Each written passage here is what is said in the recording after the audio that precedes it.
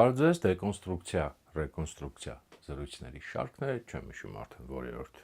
մեր զրույցն է սա, հիշեցնեմ, որ այս շարքում մենք զբաղվում ենք, ինչպես ես ամեն անգամ ասում եմ, քանդել հավաքելով, այսինքն վերցնում ենք մեր հանրության մեջ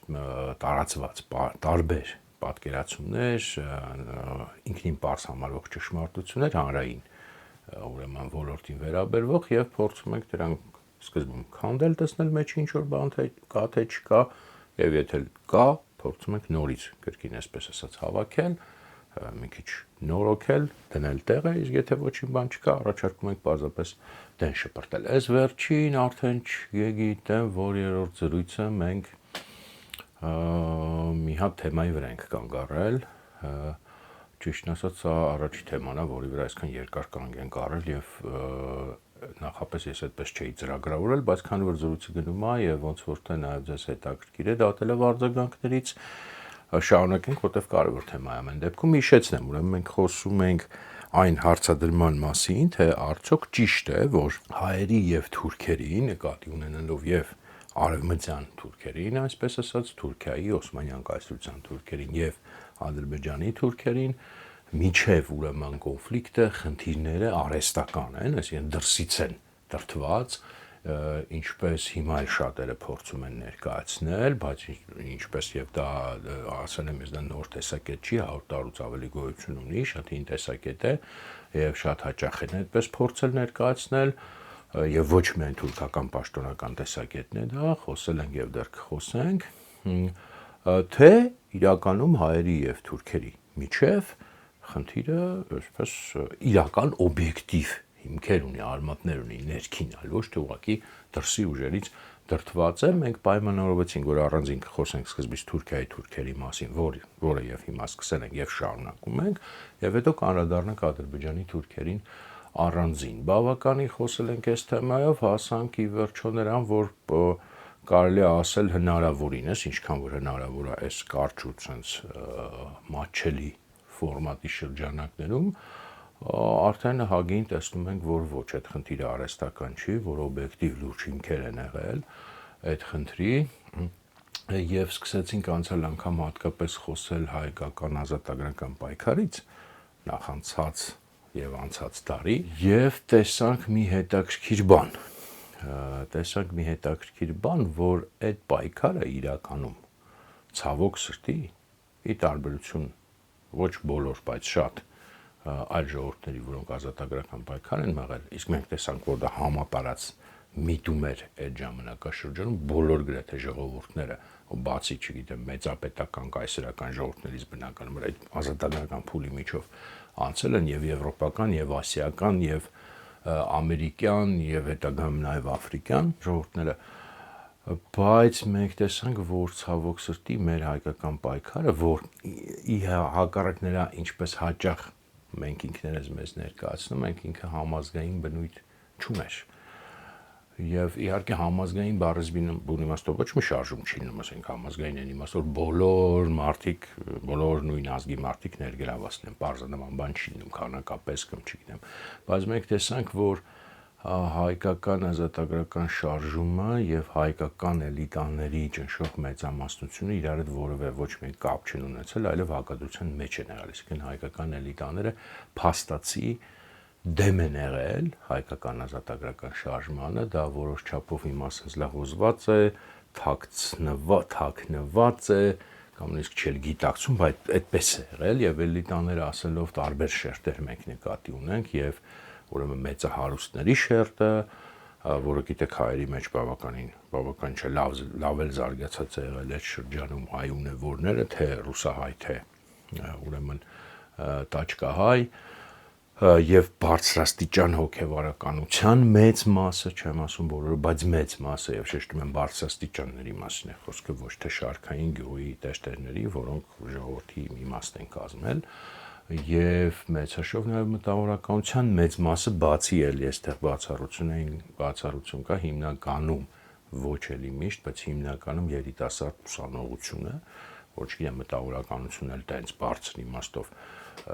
կրթված խավը լավ sense ասենք, հա, մտավորականությունը մի քիչ տարբեր իմաստերով կարող է հասկացվել եւ հայկական ազատագրական պայքարը հիմնական ծանրությունը բեռը ընկել է հայ գյուղացու վրա, որը եղել է հաջորդի մեծամասնությունը ճնշող եւ ոչ հայ քաղաքացուի դեպ եւ մի փոքր շերտ, որը դրա ղեկավար շերտն է եղել, դա այդ նույն իմ ասած արդեն կրթված խավի մի փոքր նեղ հատվածն եղել, հիմնականում ուսանողություն, մի փոքր էլ ավելի ավագ տարեկի այդ է եղել հիմնականում, այսինքն եւ տեսանք, որ հենց դրա շնորհիվ էլ ինքը մենք տեսնում ենք, որ ինքը արհեստական չէր, ինքը բնական հիմքեր ուներ, որտեղ այդ նույն գյուղացիությունը երբեք չէր ներգրավի դրա մեջ, ընդ որում այդքան տարբեր հայկական շրջանների գյուղացիությունը, դրա մասին խոսեցինք, մանրամասն, եթե ում հետաքրքիր է հիմնավորումները կարող են նայել նախորդ զրույցները, եթե դա չլիներ իր կենսական շահերից բխող, այսինքն այն պատկերացումը, որ դու կարող ես գաս ու հատկապես ասենք գյուղացուն եւ հատկապես այդքան տարբեր հայկական շրջաններում ապրող համոզես, որ ինքը իր կենսական շահերի դեմ ինչ որ բանի մեջ ներգրավվի,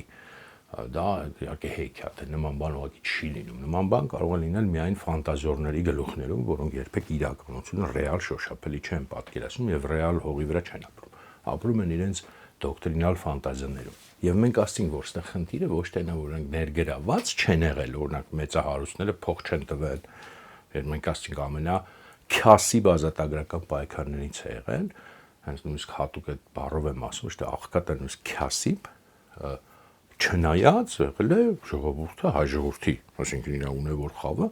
հարուստ, կարելի ասել, ունևոր ժողովուրդներից է եղել, ասենք ոչ բոլոր ժողովուրդներն են նման ունևոր խավ ունեցել, չունենալով պետություն, ունենալ նման ունևոր խավ, բայց եղել է ազատագրական պայքարը մեր շատ աղքատ, փող չի ունեցել։ Ոչ միայն ներգրավում չի եղել տարբեր այդ խավեր, այլև ուղիղ դեմ են եղել, քարոզել են, փնովել են, քննադատել են, չեն քննադատել նորմալ տեստության այոյել են, արհամարել են, ստորացրել են, քարոզչությամբ են զբաղվել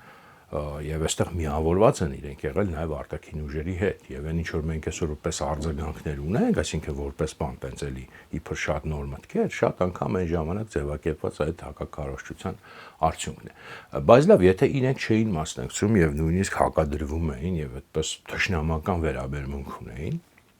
այդ ազատագրական պայքարին, հա, այստեղ շատ կարևոր շեշտել է, որ մենք ասում ենք էլի ազատագրական պայքար, դե հիմա էլի մեր մոտ հիմնական դա տենց լողոզված է ներկայացում։ Մենք տվյալ դեպքում նկատում ենք զինված պայքարը կամ այն պայքարը, որը սեփական ուժերի վրա հիմնված պայքար էր, որովհետև հայ էլիտաներն էլ իրենց պատկերացումը ունեին ազատագրման մասին։ Նրանց մի մասը գոնե դնում էր ազատագրման խնդիր, բայց դա լրիվ ուրիշ ազատագրում էր։ Այստեղ մենք խոսում ենք այն ժամանակվա լեզվով ասած հեղափոխական, ավելի sense բարձ բացատրած զինված սեփական ուժերի վրա հենված պայքարի մասին։ Հիմա ավելի մանրամասն կասեմ, կհասկանաք ինչի մասին է խոսքը, ուրեմն բա ինչ է, եթե դրան հակադրված էին, բա իրենց գաղափարախոսությունը, իրենց մոտեցումը ո՞րն էր։ Էլի եթե ընդհանրացնենք մի բառով, դա այսպես կոչված ճակերտավոր դիվանագիտությունն էր կամ հայկական հարցի դիվանագիտական լուծում։ Ու այդ կոնցեպցիան նույնն է մնում այդ ժամանակվանից մինչև մեր օրերը, երբ որ ասում են Ղարաբաղյան հարցի լուծում, տեսանք ինչ եղավ այդ լուծման հետ։ Այս նույն կոնցեպցիան է միշտ մնացել, այն վաղ այն ժամանակ ոչ թե միայն Ղարաբաղյան հարցի լուծում էր, այսպես ասած, հեգնանքով եմ ժպտում, այլ հայկական ընդհանուր հարցի լուծում էր նույն արդյունքներով, նույն։ Իհարկե երկու դեպքում էլ արդյունքները միշտ նույնն են լինում եւ հայկական հարցի դիվանագիտական լուծումը եւ ղարաբաղյան հարցի դիվանագիտական լուծումը օրինաչափորեն, անխուսափելիորեն բերում են այդ հարցի լուծման օբյեկտի կորստին։ Դա օրինաչափություն է, դա պատահականություն չի, իհարկե հայկական նույն էլիտաները, որոնք այդ որպես դրոշակ միշտ բարձրացրել են այդ դիվանագիտական լուծումը, իրենք կատաղի ամեն գնով մոլեգնորեն կկեղծեն իրականությունը, կներկայացնեն ճիշտ հակառակը եւ երբեք չեն ճանաչի, որ դա օրինաչափություն է։ Ուրեմն այս ինչ բան էր այդ դիվանագիտական լուծումը այն ժամանակ։ Օրինակը բերեցի Ղարաբաղյան հարցի լուծում, որ մի քիչ ավելի լավ sense հասկանաք։ Իհարկե որոշակի տարբերություններ այդտեղ կային։ Ինչն էր դա, ըստ էության ժխտումն էր, այսինքն հայկական էլիտաները բնականաբար, ինչպես եւ հիմա, ինչպես միշտ, իրենք չեն հավատում որևէ սեփական ուժերի վրա հիմնված պայքարի, այն ժամանակ զինված պայքարի մասին էր խոսքը, բայց զինված այստեղ տեխնիկայի հարցը, դա կարող զինված չլինել, սեփական ուժերի վրա հիմնված պայքարն է էությունը։ Այն ժամանակ, երբ որ խոսում էին ազատագրական պայքարների մասին եւ բռնապետության պայմաններում, դա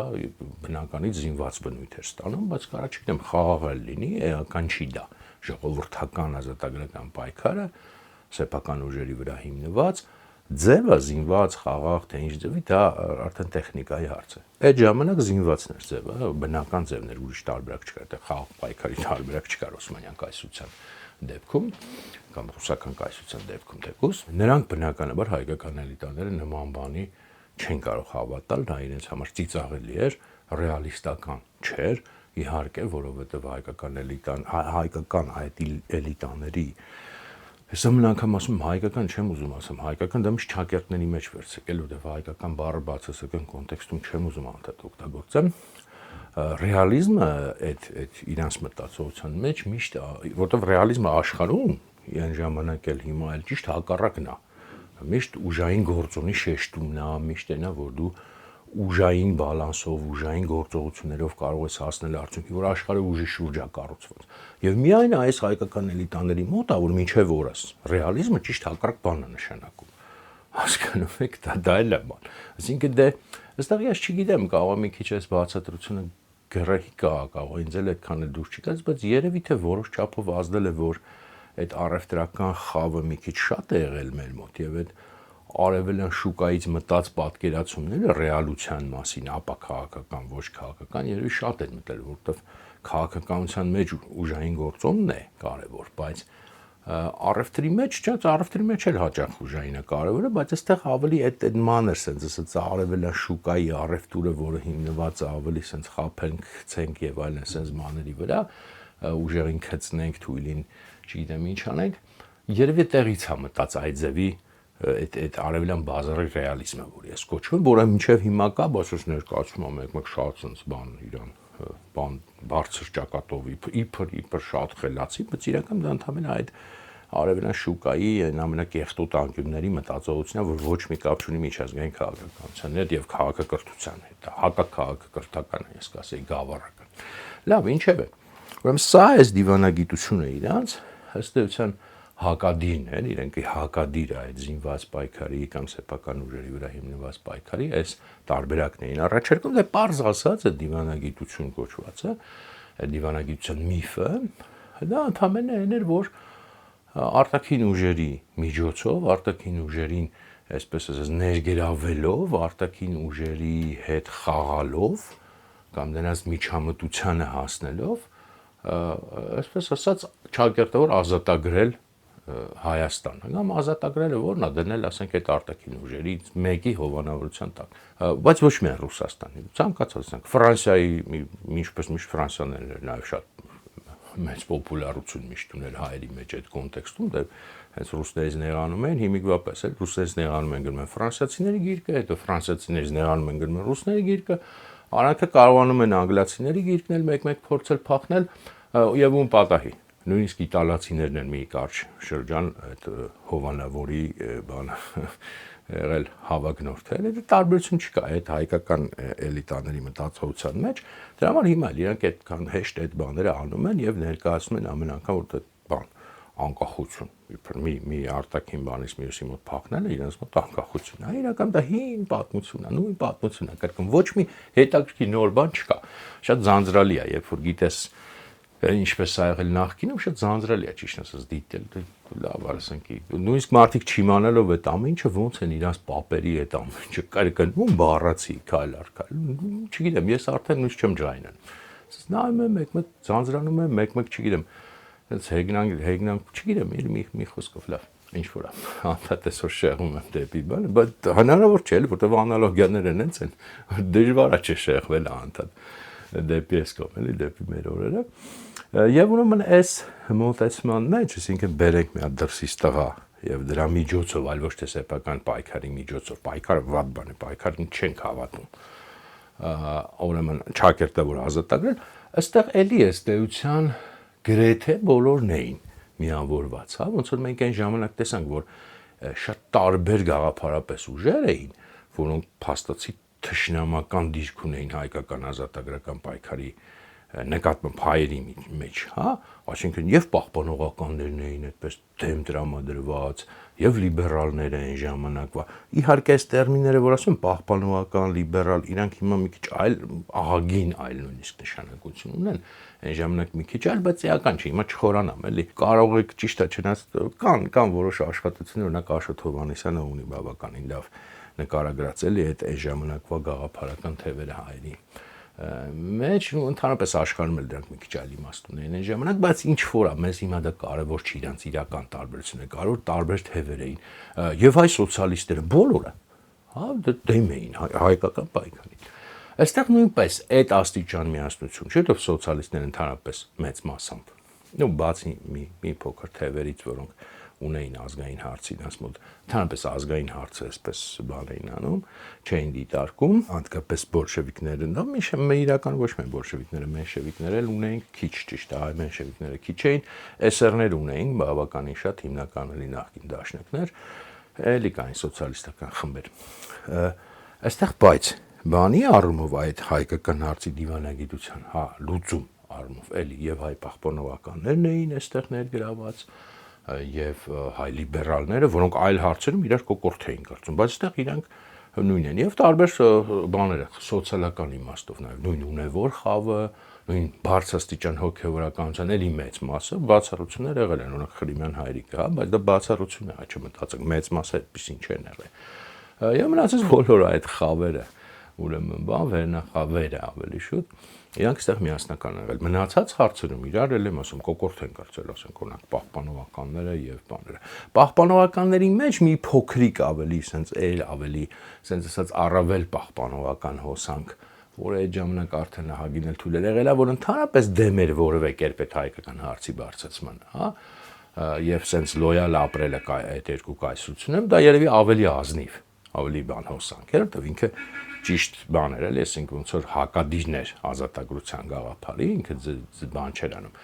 Բայց նրանք արդեն քիչ էին շատ, իսկ հիմնականում այդ ժամանակվա արդեն պահպանողականները իրենք էլ ընդունում էին, որ չէ կարելի է, ուրեմն ինչ որ ձևի ազատագրվել կամ ինքնավարություն ստանալ, անկախության մասին այդքան խոսք չկար, բայց բացառապես միայն ու միայն արտաքին միջամտությամբ, արտաքին հովանավորությամբ եւ հավատում էին, որ եվրոպական տերությունները Ռուսաստանը մեջը կմիջամտեն եւ Ռուսաստանը կլինի, Անգլիան կլինի, Ֆրանսիան կլինի, դից համար մեկ էլ էր։ Դից մեկը մյուսի, ну, այսինքն նայածում համար էր, մեկն դեռ տարբեր բաներ կային, բայց հայ ժողովրդին այսպես ասած կազատագրի։ Այս էր իրանց ամբողջ ծրագիրը։ Ես պատահական չի որ այդ ազատագրականն էլ այս դեպքում մի քիչ sense հեգնանքով եմ ասում կամ ճակերտն, որտեղ արտաքուստ դա այդպես էր, հա, ազատագրման խնդիր էր դրված եւ մի մասը իրական կես հավանաբար դրան հավատում էր, բայց մի մասի համար էլ դա մեծ հաշվով այդ անվանտակ զուտ օտար շահերի սպասարկում էր, որովհետեւ պարզ է, որ այստեղ խնդիրը միայն այն չէ, որ հայերի էլիտաները այդպես էին պատկերացնում լուծում հարցերն, որ դա դրսից էլ հենց գալիս էր հաճախ այդ պատվերը, որ այդպես պատկերացնեն եւ հաճախ այդ մարդիկ հենց դրսի պատվերն էին կատարում արտակուս sense հայրենասիրական բանի տակ, բայց դրսի պատվերն էին կատարում, հենց դուրսն էր ուզում դրսի ուժերը, ելի եմ ասում ոչ միայն ռուսները, հա, միշտ պատկերացնենք որ ասում դրսի ուժեր, մենակ ռուսներ չպատկերացեք, որ ուզենամ ասեմ ռուսներ, կասեմ ռուսներ, չեմ վախենա։ Կարևոր է ասել դրսի ուժերը։ Իրենք էին իհարկե ուզում, որ իրանց միջամտածնեին եւ իրենք էին քարոզում, որ իրենք քրիստոնյաների այդ թվում եւ առաջին հերթին տվյալ դեպքում հայերի հարցի լուծողներն են։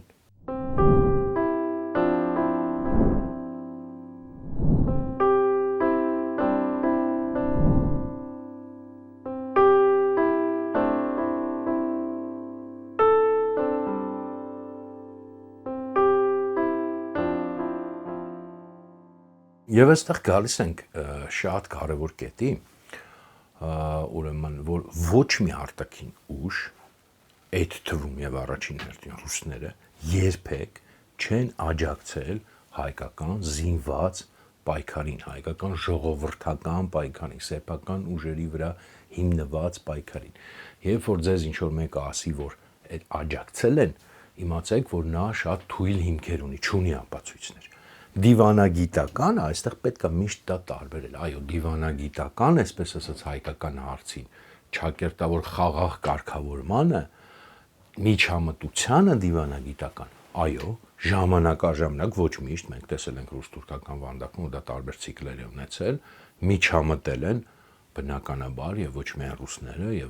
եւ ֆրանսիացիները, եւ անգլիացիները, հիմնականում այդ երեքը, բայց նաեւ ժամանակ առ ժամանակ մյուսն, բայց շատ կարեւոր է տարբերել ու հիշել, որտեւ հիմնական մանիպուլյացիան այստեղ է գալիս, երբ որ ասում են արտաքին ուժերը հրահրեցին, արտաքին ուժերը միայն մեր էլիտաների միջև հիմա իրաց դիվանագիտական խաղաղ լուծում կարգավորումների հետ են գործ ունեցել։ Զինված պայքարին հայկական ոչ մի արտաքին ուժ չի աջակցել եւ հատկապես եւ առաջին հերթին ռուսները, որտեղ հիմա բնականաբար ավելի շատ ռուսների թեման է, զերո ապացույց կա դրա։ Չկա, ոչ մի լուրջ ապացույց չկա եւ ավելին հակառակի ապացույցները շատ ակներև են, փաստեր են։ Այսինքն, որ ոչ միայն չեն աջակցել, այլև ուղղակի ռուսները, հատկապես տվյալ դեպքում ռուսների մասին ասեմ,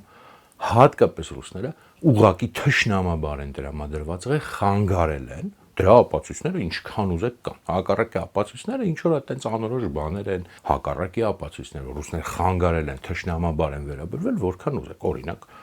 բոլորին հայտնի դրանով, բոլորին ասելով, եթե մի քիչ մեր պատմությամբ այդ շրջանի հետաքրքրում եք, հայտնի փաստ է, որ ասենք բոլոր այդ խմբերը զինված, որ փորձել են անցնել Թուրքիա Ռուսաստանից, հենց ռուս սահմանապահների կողմից թուրքերի հետ միասին կամ առանց թուրքերի նույնիսկ ոչնչացվել են, սպանվել են, աքսորվել են Սիբիր, չեն թողել, այսինքն խոչընդոտել են, չի եղել, որովհետեւ ընդհանրապես ի վերջո ոչ մի խմբի էլ զուտ ռուս-թուրքական սահմանը գրեթե չի հաջողվել անցնել, 1000-ից մեկ է եղել, եւ ռուսները եթե իմացել են հաղորդել են թուրքերին եւ միասին ոչնչացրել, հետագայում արդեն գնացել են ուրիշ ճանապարհներով Իրանի միջոցով են հիմնականում փորձել մտնել, բայց իրականում այդ մեծ մասը դրանց բանով է ավարտվել, հենց առաջի փորձերը, օրինակ մի հատ Կուկունյանի խումբ կար այդպես։ Հենց ամենաառաջի բանն է, որ հենց ռուսները բոլորին ոչնչացրեցին ու մել գտան ղրկեցին Սիբիր։ Ընդհանրապես ոչ միայն այս կոնկրետ դեպքերը, մենք ռուս-թուրքական վանդակում էլ տեսանք, որ թուրքերի հետ համագործակցաբար, օրինակ Աբդուլ Համիդի եւ Ռուսաստանում մեր ժամանակ Ալեքսանդր 3-րդ կայսրներ հետ համատեղ ըստեյության հայկական պայքարի դեմ եւ հայկականի դեմ երկուսով են պայքարել միաժամանակ զուգահեռ Աբդուլ Համիդինը գիտեք, բայց Ալեքսանդր 3-րդի ժամանակ եւ հետո Նիկոլայի ժամանակ, նաեւ երկրորդի ժամանակ, Նիկոլայ 2-րդ ժամանակ հայկական դպրոցների փակում, հայկական եկեղեցու դեմ հալածանքներ եւ այլն, այս ամենը զուգահեռ է արվել եւ ինչի է արվել, որ ընդդեմ այդ ազատագրական ոգու հայկական, ոչ թե դիվանագիտական ազատագրման, այլ իրական ազատագրման կամ ժողովրդական այդ շարժման։ Եվ նույնը եղել է արդեն 1904-1907 թվերին, ինչի են ռուսները հանկարծ որոշել թաթարների ձեռքով հայերին ջարդել։ Աբդուլ Համիդն էլ քրդերի ձեռքով։ Ինչն էր պատճառը, այդպես միստիկա չէր, որովհետեւ իրենց համար հայերը, մենք խոսել ենք դրա մասին ռուս-թուրքական վանդակում, իրենք այդպես էլ ասում էին, հեղափոխական ազգ են, հեղափոխական տվյալ դեպքում նշանակում է սեփական ուժերի վրա հենված պայքարի, որտեղ դա այն ժամանակ կոչվում էր հեղափոխություն, դրա համար հայ հեղափոխական դաշնակցություն։ Այդ դաշնակցությունը իշտակեցի առանձին մի թեթև կբացեմ այդ բանը, հեղափոխական էին հայերը համարում եւ դրանով իսկ վտանգ այդ կայսրությանը եւ դրա համար է ռուսները համարում են, որ թաթարները, որոնք հեղափոխական չեն, պահպանողական են, այսպես ասած հետամնաց են, իրենց վնաս չեն, վտանգ չեն, իսկ սրանք վտանգ են հայերը։ Եվ ռուսների մոտ այդ շրջանում այդ ուժեղ բանը կար, հայկականությունը կար, որովհետև հայերը իրոք տարածաշրջանային մասշտաբում վերածվել են հեղափոխական ուժի, օսմանյան հեղափոխությանը ակտիվ մասնակցել են, ռուսական հեղափոխությաններին մասնակցում եւ իրանական հեղափոխությանը 3 հեղափոխություն այդ ժամանակ եղավ 20-րդ դարի սկզբում։ Շատ ակտիվ մասնակցություն են ունեցել եւ առաջատար դերերում են եղել եւ սա եղել է ռուսների համար մեծագույն վտանգ։ Հասկանում եք, այդ ա եղել, այդ մոտեցումն եղել։ Դրա համար ռուսները երբեք ծիծաղելի է ասել, որ ռուսները երբևէ հայկական զինված պայքարին, որը հենց այդ հեղափոխություն կոչվածներ այդ ժամանակվա հայկական հեղափոխությանը որևէ կերպ աջակցել թշնամի են եղել հակառակը։ Եվ ելեմ ասում ապացույցները դրա շատ են։ Ով որ մեր պատմությունից մի բան հասկանում է, մի քիչ փորձել է հասկանալ, խորանալ, ինքը դա ակնհայտ գիտի եւ հենց դրա համար ով որ մեր պատմության այդ շրջանի գաղտնիքը գիտի, ինքը գիտի, որ հեղափոխականությունն է մեր անկախության ճանապարհը, հեղափոխական այդ գաղափարը, ոչ թե զինված պայքարը, նկատի ունեմ այդ ժողովրդական սեփական ուժերի վրա հենված պայքարը։ Դա է եղել միշտ թշնամին, ոչ թե հայկական հարցի դիվանագիտական լուծում։ Դա չի եղել, դա հակառակը եղել է միշտ իրենց գործիքներից մեկը։ Ես ինչ եմ բանանում, հա, այսքան շեշտում, որտեվ երբ որ ասում են արհեստական էր, արտաքին միջամտության արդյունք էր այդ ամբողջ հայկականը, իրենք ճշմարտության կեսն են ասում, որ այո, դիվանագիտական այդ բարձրացումը հայկական հարցի ինքը շատ մեծ առումով մեծամասամբ հենց արտաքին միջամտություն էր, արտաքին շահերի սպասարկում էր եւ հայկական էլիտաները հաճույքով դրան մասնակցում էին։ Բայց լռում են նրա մասին եւ այնպես են անում, որ դա խառնվի, միաձուլվի այդ զինված պայքարի հետ, հեղափոխական պայքարի հետ եւ տպավորություն ստացի, որ քանի որ հայերի պայքարը ընդհանրապես Օսմանյան կայսրության դեմ ինքը արհեստական էր, դրսից դրդված էր,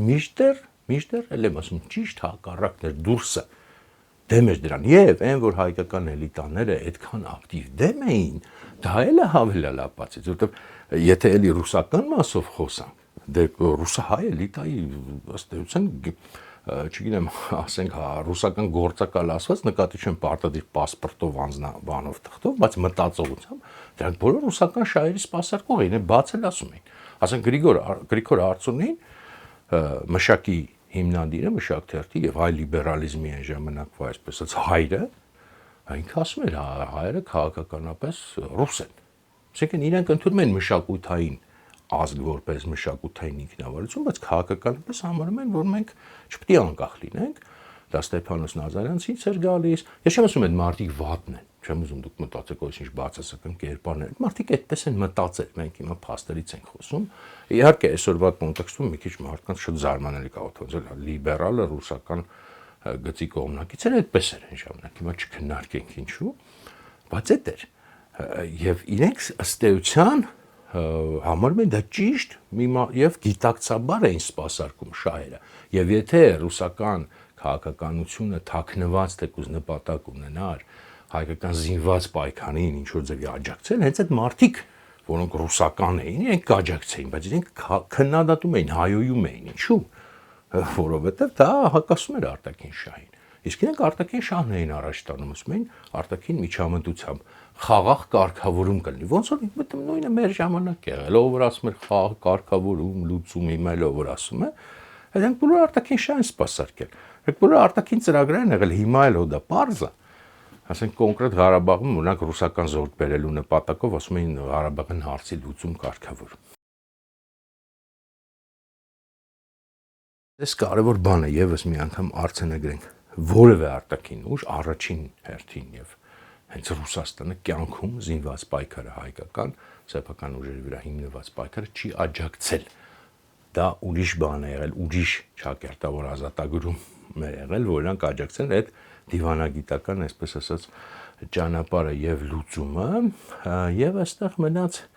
մի բան ես ավելացնեմ որովհետեւ այսքան խոսացինք այդ զինված պայքար հեղափոխական հայ-հեղափոխական դաշնակցությունը հիշատակեցինք չեմ կարող այստեղ չնշել արդեն որպես բան որ ցավոք սրտի հենց այդ զինված պայքարը կամ հեղափոխական պայքարը ինքը երբեք լիարժեք չդարձավ նաև բացի այն որ համազգային չեղավ ինքը իր ներսից այն ինչ որ եղավ ցավոք սրտի ինքը հենց կիսատ մնաց ինքը մեր հիմնական խնդիրը ոչ թե այն է որ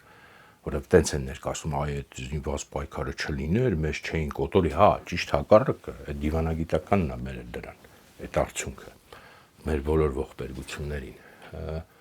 Այսա մասին ռուս-թուրքական վանդակում ես փորձել եմ հիմնավորել չեմ ուզում բանեմ, բայց հենց բուն այդ հեղափոխականը կամ զինվածը ինքը երբեք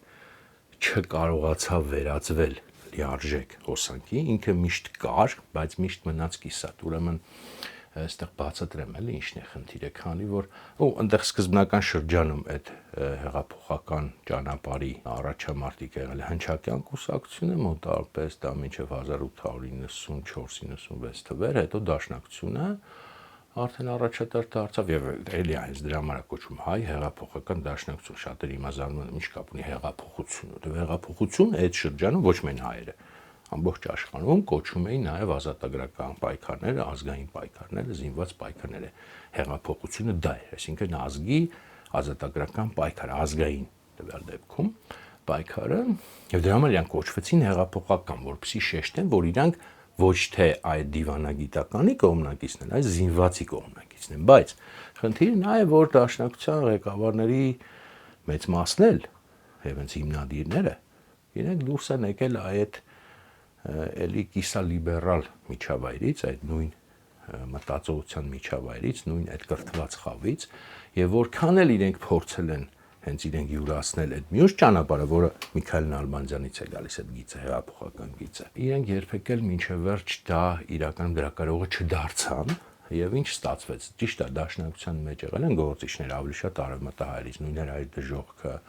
մյուսները հետագայում նույնպես, որոնք ճիշտ ճանապարհը համարել են, ճիշտ հեղափոխական ճանապարհը, որ ժողովրդին զինեն, երկար ժամանակ զինեն, վարժեցնեն զենքին, կազմակերպեն, ոչ մի այդ ընթացքում ոչ մի ավելորդ ուշադրություն չդարձնեն, զինված ելույթներ չունենան, մինչև որ բարձրացնեն համաժողովրդական զինված ապստամբություն, ինչպես բոլոր ժողովուրդներն են տենց ազատագրել, դա հեքիաթ չի։ Հույները, սերբերը, բուլղարները, ով ասես Օսմանյան կայսրությունից բոլոր ժողովուրդները ազատագրվել են բացի հայերից։ Իհարկե, այդտեղ տարբեր հանգամանքներ են նշանակությունից, բայց հիմնականում զինված պայքար են մղել։ Միայն հայերը, որ կիսատ են դա արել ու չեն ազատագրվել, այլ ոչ թե հակառակել, ոնց որ մեզ փորձում են ներկայացնել, փաստերով նայեք։ Մեկ տեսեք, եթե զինված պայքարը այնքան վատ բան է, ինչքան հայ էլիտան մինչև հիմա ներկայացնում է, բան չեն բոլորը ազատագրվել։ Թուրքերից հայերն են մենակ մնացել։ Այդ Հայր Դժոխքի ունեմ նման մարդկանց տեսակետն եղել, բայց փաստորցի դաշնակցության առնվազն 10 տարվա բանը 1894-ից մինչև 1904 հետո մի քիչ փոխվեց, որտեղ ձախողվեց այդ բանը։ Ռազմավարությունը եղել է այսպեսին, իրենք տակտիկական մակարդակում են ըստեյության զինված պայքարը վերցնել, իսկ ստրատեգիական մակարդակում իրենք մնում էին նորից այդ դիվանագիտական լուծում մտածողության մեջ, իրենք չկարողացան դրանից ազատագրվել, դրա համար մնացին կիսահեղափոխական իրականում, լիարժեք հեղափոխական չդառան։ Եվ իրենք ինչ էին անում, իրենք փորձում էին զինված ուրեմն ելույթներ կազմակերպել, ոնց օրինակ Սասունի ապստամբությունը համ 1894-96-ի այդ շրջանում Սասունի եւ մյուս տեղերի ապստամբությունները, որոնք մեր պատմագրությունը ինքնապաշտպանություն է կոչվում, բայց մենք ապստամբություններ են եղել, նույնը 1904-ի Սասունի ապստամբությունը վերջին, որ երկար տարիներ նախապատրաստեցին, ապստամբեցնել, որպիսի դրա միջոցով եվրոպական ուժերի միջամտությունը առաջ բերեն, հասկանում եք, արևմտյան պետությունները, նաև Ռուսաստանը, եվրոպական ասելով այդ շրջանում պատկերացրեք նաև Ռուսաստան միջամտությունը առաջ բերեն, այսինքն իրենք հեղափոխականությունը դարձեցին այդ նույն դիվանագիտությանը ծառայող զենք ու հենց դրանով իրենք չդարձան երբեք լիարժեք այն իդեալական ճանապարհը, որը բուն հեղափոխություն, այսինքն ժողովրդական ապստամբությունը, ոչ թե մի տեղ փուճուրիկ ապստամբություն, որ արտաքին միջամտությունն է, այլ մեծ ապստամբության մասին է խոսքը, զինված մեծ պայքարի մասին է խոսքը, դա այդ ճանապարհը իրենք չորթեգրեցին եւ նաեւ դրա համար ձախողվեց, որտեղ էլի դրեցին իսպաս հայկական էլիտայի այդ գաղափարախոսությանը դիվանագիտության ուղղակի ավելացեցին զինված պայքարի տարը, բայց նույնիսկ այդքան է բավական էր, որ այդ հայկական էլիտաները ատեն, նույնիսկ այդքան, ասենք այդ ֆիդայիների միջև մալ իրենք ատում են այդ բանը զինված պայքարը այդ բոլոր ժողովրդական հերոսներին ուղղակի ատեն, անընդհատ քարոզեն նրանց դեմ, անընդհատ այդ սև PR անեն եւ այլն եւ այլն, նույնիսկ այդքանը բավական է այդ կիսա հեղափոխությունը, բայց այսքանով հանդերձել, այս ռուս-թուրքական վանդակում էլ եմ շատ ասել, բայց եթե ոչ մի բան էլ չհիշեք, այս ամբողջ խոսակցությունից մի բան հիշեք, մի բան որպես sense բանաձև հիշեք, բոլոր մեր ձախողումները, կորուստները, կոտորածները, ողբերգությունները նոր շրջանի կապված են այդ դիվանագիտություն, խաղաղ ճանապարհ, հարցի կարգավորում, լուծում, բոլոր անխտիր այդ կոնցեպցիաների հետ եւ բոլոր մեր հաջողությունները, թեկուզ փոքրիկ հաջողությունները, ձեռքբերումները կապված են սեփական ուժերի վրա հենված պայքարի հետ։ Դա մաթեմատիկական փաստ է մեր պատմությունից, մաթեմատիկական ճշգրտության փաստ է դա։ Ոչ ոք չի կարող առանց դեմագոգիայի հակառակը պնդի։ Դեմագոգիա որքան ուզես, հենց որ դիմում ես պատմական փաստերին, դուք տեսնում ես դա, որտեղ մենք պայքարել ենք սեփական ուժերի վրա հիմնված, նույնիսկ ամենաանհնարին իրավիճակներում մենք ունեցել ենք արդյունք, որը մինչև հիմա ունենք, պահել ենք, ինչը որ ունենք, դրա շնորհքն է, ինչը որ կորցրել ենք, միշտ այդ հայկական իմաստության ճակերտավոր արդյունքն է, դիվանագիտություն, կարգավորում, արտաքին հովանավորություն, եվրոպամետություն, ռուսամետություն ու մնացած այդ կներեք աղբը, որը մինչև հիմա այդ նույն խաղն է խաղում, ես դրա համար եմ ասում, նայում եմ նույնիսկ հետաքրքիր էլ չի էլի, ասենք 100 տարուց ավել էս նույն խաղն է խաղում, ոչ մի նոր բան տեղի չի ունեն, ոչ մի, 0, միշտ նույն սցենարը, նեղացանք ռուսներից փախանք եվրոպացիների մոտ, նեղացանք եվրոպացիներից հետո փախանք ռուսների մոտ, միշտ արտաքին հովանավոր, միշտ մենք ոչինչ չենք կարող, մենք թույլ ենք, մենք փոքր ենք, մենք պայքարել չենք կարող ու միշտ կորուստներ։ Եվ եթե միշտ լինում է ինչ-որ փոքրամասնություն, ինչ-որ հրաշքով, որ հակառակ ուղին է ընտրում, ինքը հասնում է արդյունքի, բայց այդ մյուս հատվածը ինքը տենց չի հասկանում, որ այն մարդիկ, որոնք պայքարում են, իրենք են միակ ռացիոնալը ու ռեալիստը։ Իսկ այն ինչ որ իրենք ասում են եւ ասում են մենք ռացիոնալ ռեալիստ ենք,